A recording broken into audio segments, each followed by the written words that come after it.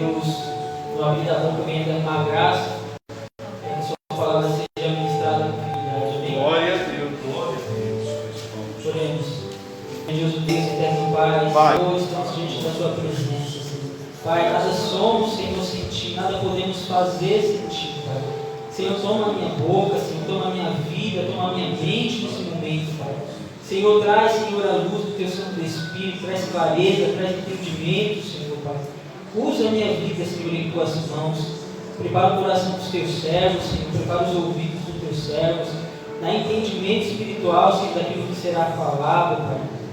Que a Tua graça e a Tua misericórdia, Senhor, seja derramado nessa hora. É o que te peço e te agradeço no nome de Jesus. Amém. Pode se sentar, irmãos. Glória a Deus.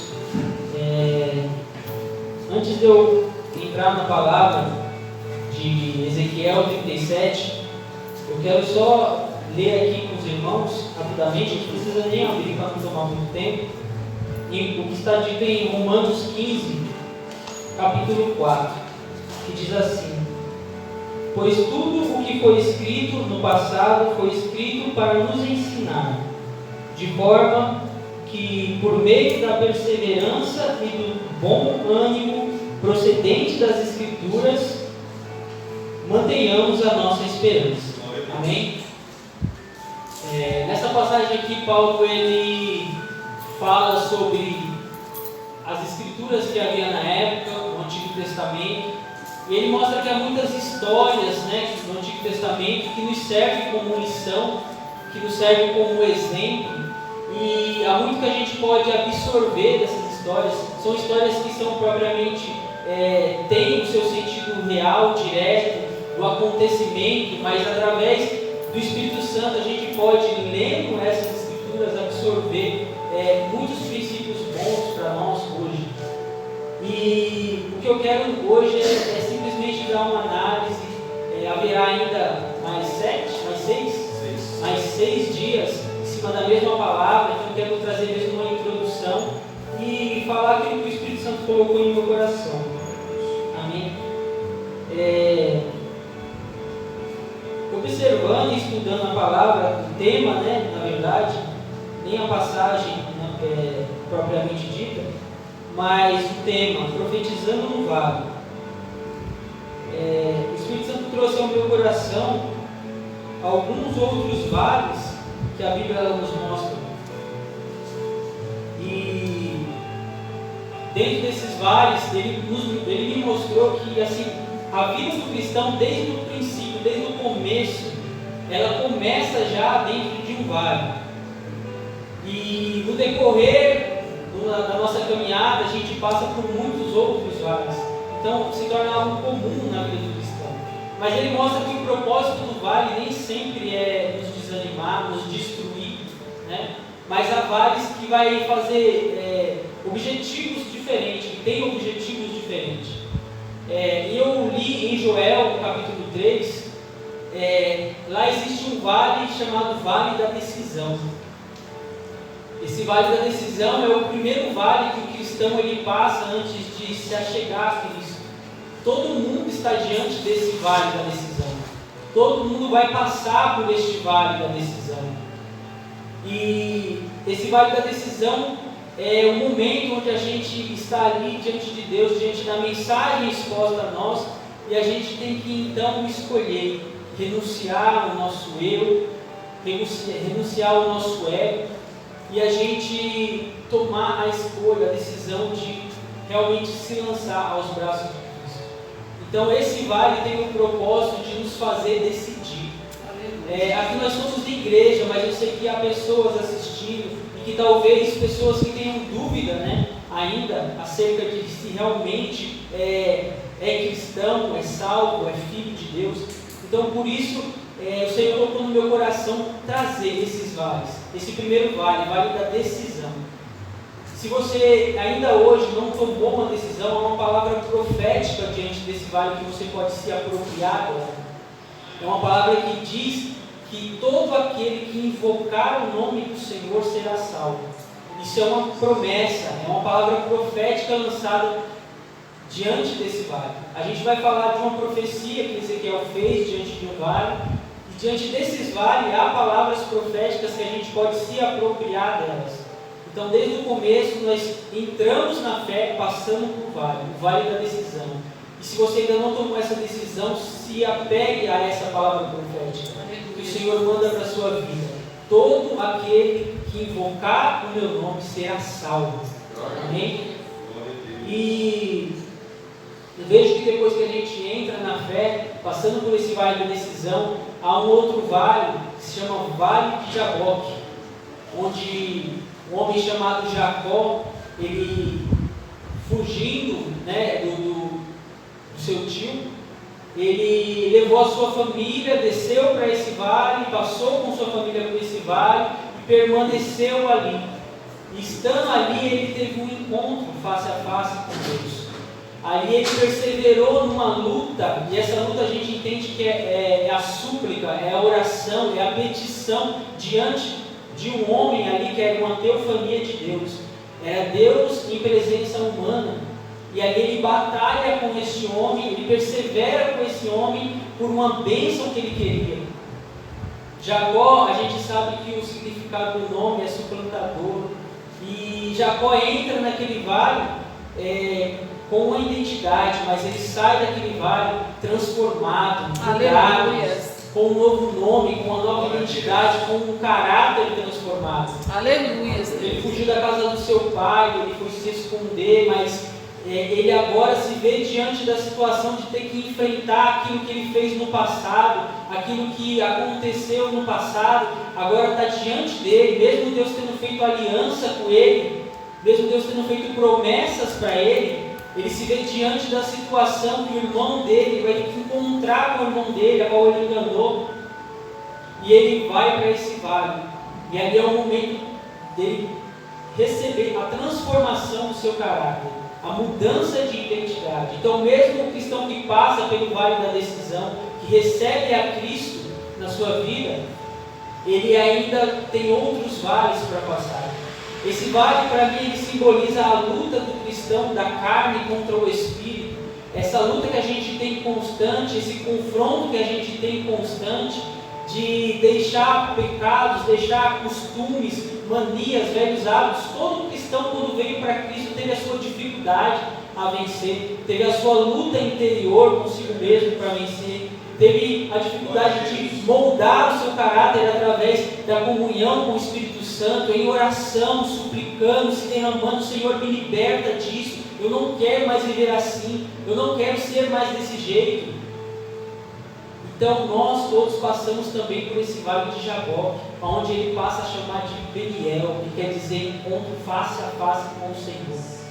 Então mesmo nós que se convertemos, mesmo nós que entramos nesse vale da decisão, passamos pelo vale da mudança do caráter, pelo Peniel, pelo face a face com Deus, por esse vale de Jaboque, para podermos ter a nossa vida transformada. Aleluia. Então, eu vi também ali a passagem de Salmos, onde depois que a gente tem o nosso caráter transformado, recebemos a identidade de filho. Jacó, ele recebeu o nome de Israel, príncipe de Deus, que lutou com Deus e com os homens e prevaleceu. Seu nome já não é mais suplantador, mas agora ele é um príncipe de Deus. E nós recebemos como identidade filhos amados. Em João, 1 João 3, ele fala: ó quão grande amor que nós temos de sermos chamados, que Deus tem para conosco, de sermos chamados filhos de Deus. Então nós temos uma nova identidade agora. Nós temos um caráter mudado e mudado para poder prosseguir na caminhada com o Senhor. Mas os vales não acabam por aí. Mesmo nós estando nos braços do nosso bom pastor, em Salmos 23 diz, mesmo Ele nos levando às águas tranquilas, trazendo refrigério para a nossa alma, nos levando a pastos verdejantes, Ele fala que há uma possibilidade de passarmos pelo vale da sombra da morte. Só que ali Ele fala que diante desse vale da sombra da morte Ele não teme, porque o Senhor é com Ele. A vara e o cajado do Senhor o consola. E nós também temos hoje, é mais fácil de visualizar isso. Quantos aqui se não passaram por uma doença, por uma enfermidade, se não estiveram internados, se não passaram por todos os sintomas dessa doença terrível? Alguns passaram. mas tivemos familiares, tivemos pessoas, né, que perdemos, e isso tudo é um vale da sombra da morte, a dor do luto, a dificuldade de ver nossos familiares e amigos sofrendo, desenganados, sem saber ao certo se vão voltar para casa. Tudo isso é um vale da sombra da morte, mas eu quero dizer para você que há uma promessa: o Senhor é contigo. Aleluia! Ele tem consolo, Ele tem Glória a fortalecimento para a sua vida. Louvado seja Deus. Não importa o vale, a gente vê aí que vários vales eles têm os seus objetivos: tomar decisão, mudar caráter, despertar ou desenvolver a nossa confiança em Deus em momentos de dificuldade, em momentos de luto, em momentos de dor. Então a gente chega no Vale de Ossos Secos, onde a gente vai tratar agora. Pode abrir em Ezequiel 37. Eu quero observar alguns pontos aqui nesse texto.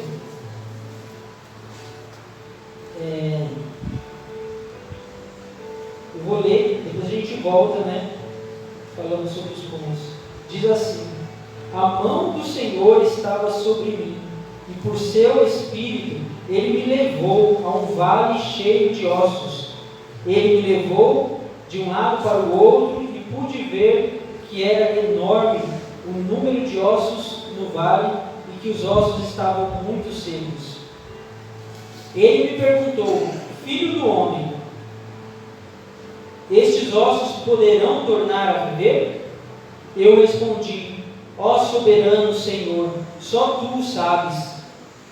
Então ele me disse: profetiza a estes ossos e diga-lhes: ossos secos, ouça a palavra do Senhor. Assim diz o soberano, o Senhor, a estes ossos: farei um espírito entrar em vocês, e vocês terão vida. Porei tendões em vocês, e farei aparecer carne sobre vocês, e os cobrirei com pele. Porei um espírito em vocês, e vocês terão vida. Então vocês saberão que eu sou o Senhor. Eu profetizei conforme a ordem recebida. Enquanto profetizava, ouvi um barulho, um som de chocalho, e os ossos se juntaram, ossos com ossos. Olhei, e os ossos foram cobertos de tendões e de carne, e depois de pele, mas não havia espírito neles. A seguir ele me disse: profetiza ao espírito, profetize, filho do homem, e diga-lhe: assim diz o soberano, o Senhor: venha desde os quatro ventos, ó espírito, e sopra dentro desses mortos, para que vivam. Profetizei conforme a ordem recebida, e o Espírito entrou neles, eles receberam vida e se puseram de pé. Era um exército enorme. Eu vou pular para o 12, diz assim: por isso profetiza e diga-lhes: assim diz o Senhor soberano, ó meu povo, vou abrir os seus túmulos e fazê-los sair. Trarei vocês de volta à terra de Israel. E quando eu abrir os seus túmulos e os fazer sair, vocês, meu povo, saberão que eu sou o Senhor. Porei o meu espírito em vocês e vocês viverão. E eu os estabelecerei em sua própria terra. Então vocês saberão que eu, o Senhor, falei e fiz. Palavra do Senhor. Amém? Antes de começar a analisar os pontos, eu quero falar do sentido real aqui da passagem. Aqui Deus, ele usa Ezequiel para profetizar várias vezes. E aqui ele está profetizando sobre a restauração do povo de Israel, que tinha se rebelado, que estava em pecado. A gente vê no 36, no capítulo anterior, que vai mostrar a condição de Israel. E desde o final do 36 ele já começa a profetizar uma restauração sobre a vida do povo de Israel. E aí ele entra nesse texto e até o fim ele vai falar sobre essa restauração e como ela irá acontecer na vida deles. Então esse vale aqui a gente pode olhar e ler esses primeiros versículos e ver que é um vale de ossos secos, sequíssimos, onde havia mortos, mas não é uma palavra de morte, na verdade é uma palavra de restauração, de vida, de esperança. É Deus restaurando a esperança de Israel, é Deus restaurando a esperança do seu povo. Então a gente vê que dentro desses vales, né, todos eles têm uma esperança, têm um trabalhar do Senhor. Então não se preocupe se você está no vale. O vale não é para te matar, o vale não é eterno, o vale é passageiro, o vale é como um deserto, ele passa rapidamente e logo vem um tempo de refrigério, de bonança. Amém? No versículo 1, ele diz que a mão do Senhor pelo Espírito levou ele a esse vale. Ele foi conduzido pelo Senhor a esse vale. Assim como Jesus, depois de ser batizado, ele foi conduzido pelo Espírito ao deserto. Assim como Deus levou o seu povo de Israel ao deserto para provar o que havia no seu coração.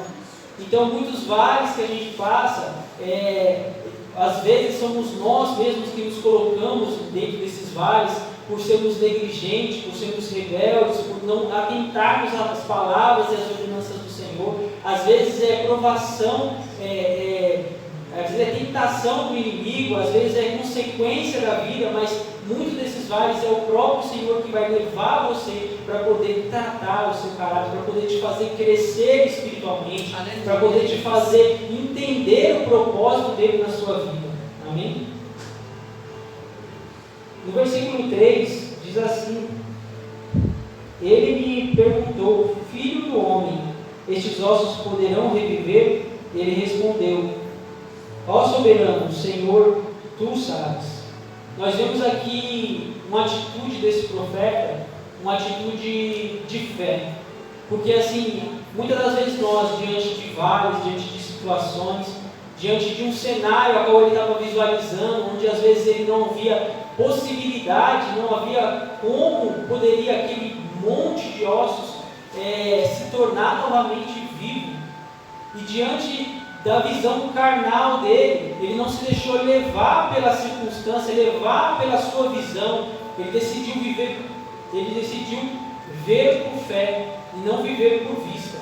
Ele decidiu abrir os olhos espiritual e falou para o Senhor: Senhor, eu não sei como isso é possível, mas eu creio em mim que o Senhor é poderoso para fazer. O Senhor sabe. Eu não sei de que maneira que esse problema vai ser resolvido, eu não sei de que maneira que essa situação vai mudar, que esse quadro vai mudar.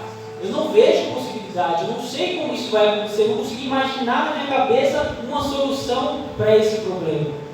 Mas o Senhor o sabe. Para ti nada é impossível. Ainda que as possibilidades para mim sejam nulas, eu não consigo entender, compreender, mas Senhor, eu não preciso. O Senhor o sabe. O Senhor é perfeito no seu agir, é poderoso para fazer infinitamente mais além daquilo que pensamos e imaginamos. Os seus pensamentos são mais altos do que os nossos. Então creia que se você não vê possibilidade para o seu problema, para a sua dificuldade, para a sua situação, o Senhor Ele cria passagem no mar vermelho. Ele faz com que cortinas de água abram através de chave de madeira. Então o Senhor, Ele é fiel, Ele pode fazer. Creia. Versículo 4 diz assim: então ele me disse, profetize a estes ossos e diga-lhes, ossos secos, ouçam a palavra do Senhor. Outro ponto que eu observei e que eu estudei algumas outras passagens acerca da profecia, né, de como ela era feita no Antigo Testamento, de como ela é feita no Novo Testamento, depois que Deus dá dons às igrejas, como que é o ministério de profetas no Antigo Testamento. E ali eu vi que toda vez que um profeta profetizava, ele não profetizava segundo a sua vontade, o seu querer. Ele profetizava de acordo com a palavra do Senhor. Então a profecia que ele lançava vinha de uma ordem bem clara, estabelecida. Profetiza desta forma. É desse jeito que eu quero que você profetize. E você vê que aqui nesse texto, 4 vezes ele manda ele profetizar. E as 4 vezes ele fala: fiz assim como a ordem do Senhor. E a gente vê no Novo Testamento que o Senhor ele deu o dom de profecia. Ele derramou dons aos homens, deu dom de línguas, deu dom de curar, de operar milagres. E ali ele estabeleceu o dom de profecia. E o dom de profecia é a revelação de Deus vinda ao homem para ser transmitida ao homem. Para que propósito? Para consolar, para encorajar, para edificar a vida do homem. Aleluia. E aí ele fala que ele põe uma ordem nessa forma de profetizar. 2 ou 3 profetizem e outros julguem, né? A profecia ela está sujeita a um julgamento porque o ser humano ele é falho e ele precisa se exercitar em ouvir a voz de Deus, em entender a voz de Deus, para que ele possa então trazer a profecia cada vez mais clara. Então a gente vê que de que forma hoje é nos dado a profecia, o profetizar, é por meio deste dom que traz a revelação de Deus aos homens. Mas a gente vê também que é colocado a palavra de Deus, as próprias escrituras sagradas, é a profecia de Deus dadas aos homens. E em 2 Pedro, ele vai falar que nenhuma profecia das escrituras, ela foi dada por autonomia humana. Ela não foi criada pelo próprio homem. Mas toda profecia foi dada pelo Espírito Santo. Então, como que a gente profetiza então nos nossos dias? Ou pelo dom do Espírito, ou por meio da palavra de Deus. Essa é a profecia maior de Deus, é a revelação maior de Deus dada ao homem. E aqui no Antigo Testamento, ele faz muitas profecias que se cumprem no Novo.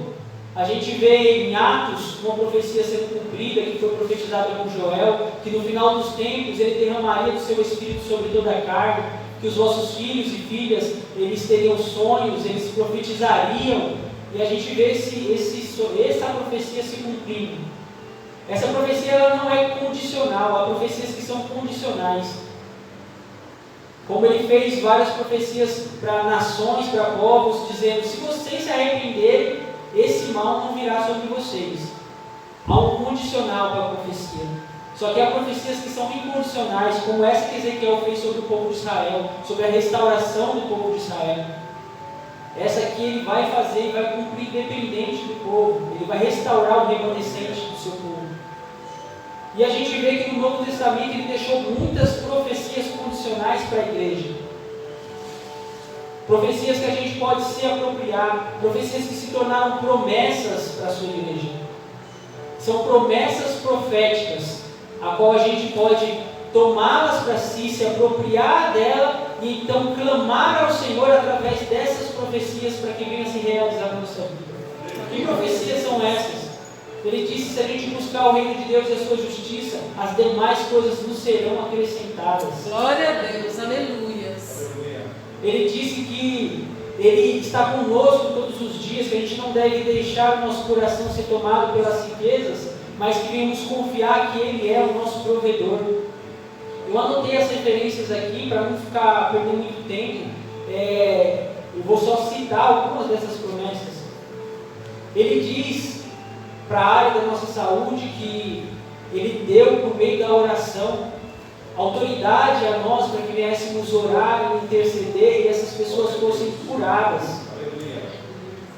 Ele também fala que a palavra dele, guardada no coração, em Provérbios 4, versículo 20, ela, guardada no nosso coração, ela se torna remédio, saúde para a nossa vida e para o nosso corpo.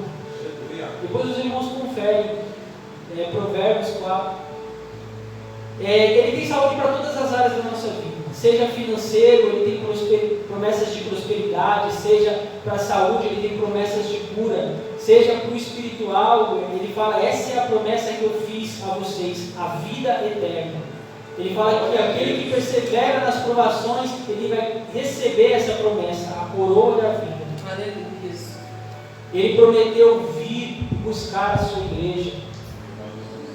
Então ele fala que não tem as promessas dele como tardia, porque ele é longânimo, ele é paciente com o mundo, esperando para voltar, porque Ele quer que muitos ainda venham se arrepender, muitos ainda venham entender a sua mensagem. Em 2 Pedro 3, ele fala isso. Então, são diversas as promessas. O que a gente tem que fazer? A gente tem que meditar nas Escrituras, se apropriar dessas promessas. Fizeram Bíblias que elas são marcadas de vermelho, é Bíblia da promessa. Todas as promessas que tem na Bíblia, ela está lá sublinhada de vermelho. E a gente consegue conhecer essas promessas. Porque é conhecendo essas promessas e se apropriando dela e colocando elas diante do Senhor em oração que a gente consegue profetizar de forma eficaz. Porque não é de acordo com o nosso entendimento, mas é de acordo com aquilo que Ele prometeu. E quem prometeu é fiel para cumprir. Aleluia. Em Números 23 diz: o Senhor não é homem para que minta, nem filho do homem para que se arrependa. Prometeria a Deus e não cumpriria? Falaria a Deus e não cumpriria? Então o Senhor, Ele é fiel nas suas promessas. A gente tem que confiar que Ele é fiel nas suas promessas. Amém? Glória a Deus. Continuando aqui.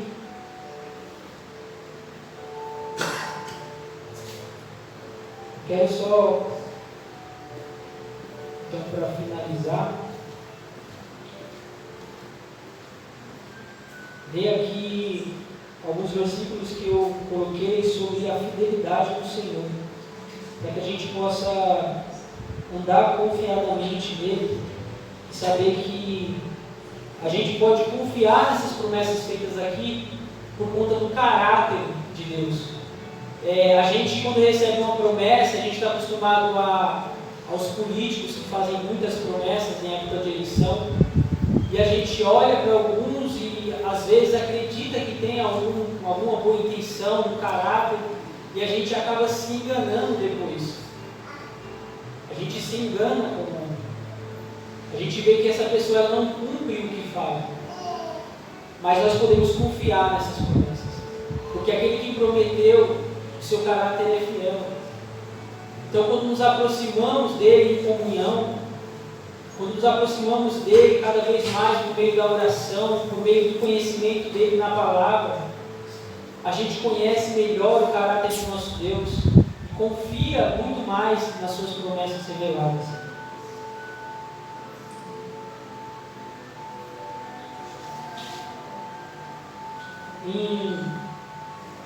Em Salmos, no capítulo 145, 13, diz assim: o teu reino é reino eterno, e o teu domínio permanece de geração em geração.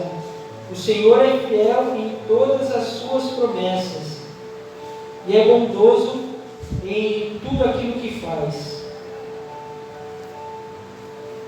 O Salmo 119, 140 diz assim: a tua promessa foi plenamente comprovada, e por isso o teu servo a ama. Sou pequeno e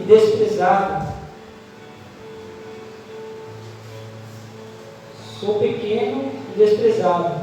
Mas não esqueço os teus preceitos. A tua justiça é eterna e a tua lei é a verdade. Tribulação e angústia me atingiram, mas os teus mandamentos são meu prazer. Em Salmo 119,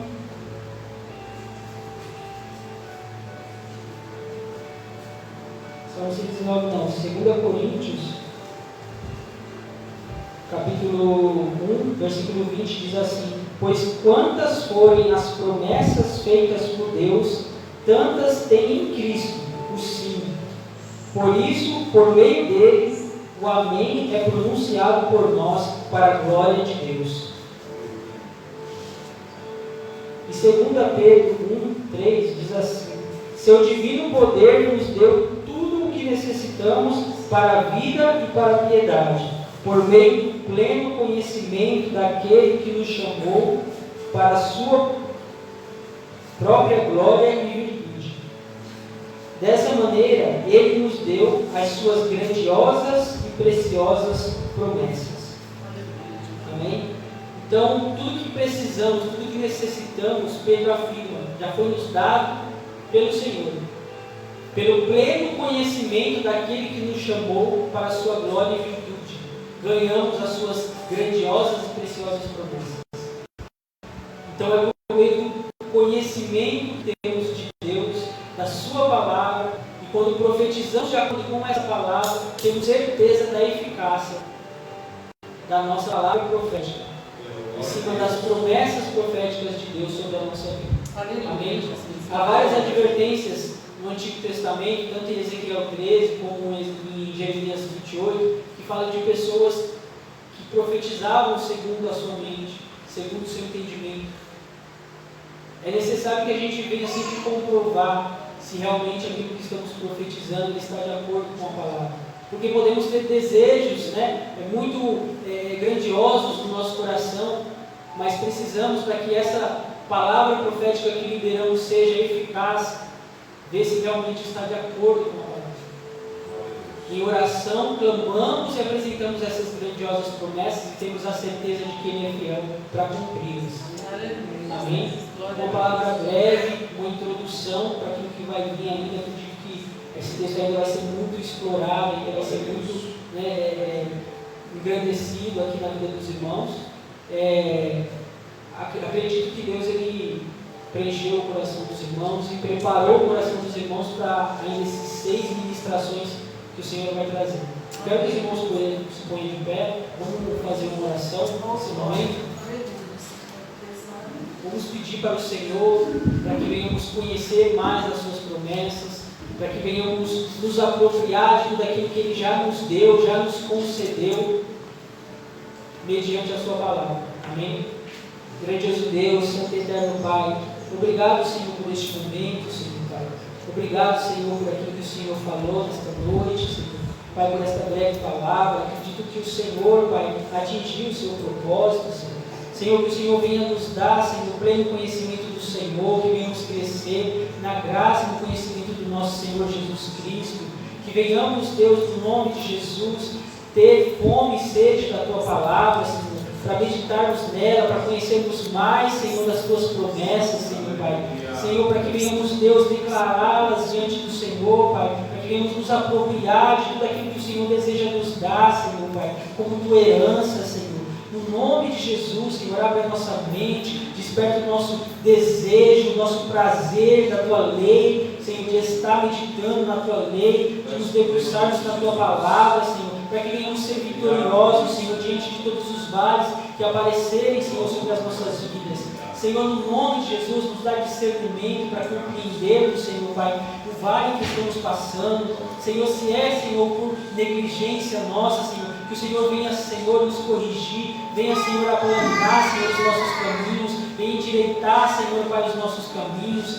Deus, sonda os nossos corações e conhece, Senhor, Pai. Vê se há em nós caminhos tortuosos, Senhor, e nos conduz pelos Teus caminhos eternos, Senhor. No nome santo de Jesus, Senhor. Que o Senhor derrame a Tua bênção sobre a vida da Tua igreja, Senhor, Pai.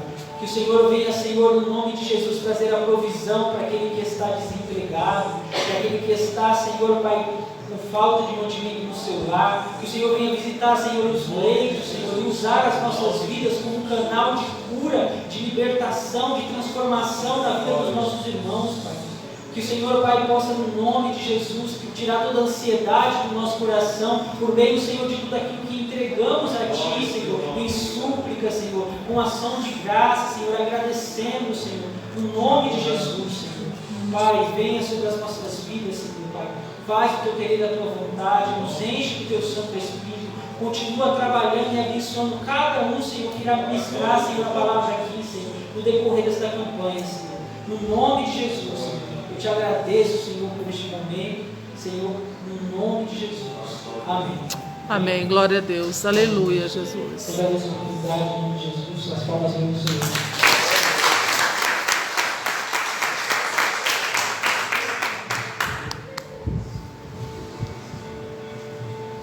Aleluia. Amém? Glória a Deus. Que nós venhamos profetizar. Amém? Em qualquer circunstância, em qualquer situação, crendo, que Deus pode fazer todas as coisas. Deus pode mudar qualquer situação. Amém? Vamos agradecer a Deus, irmãos.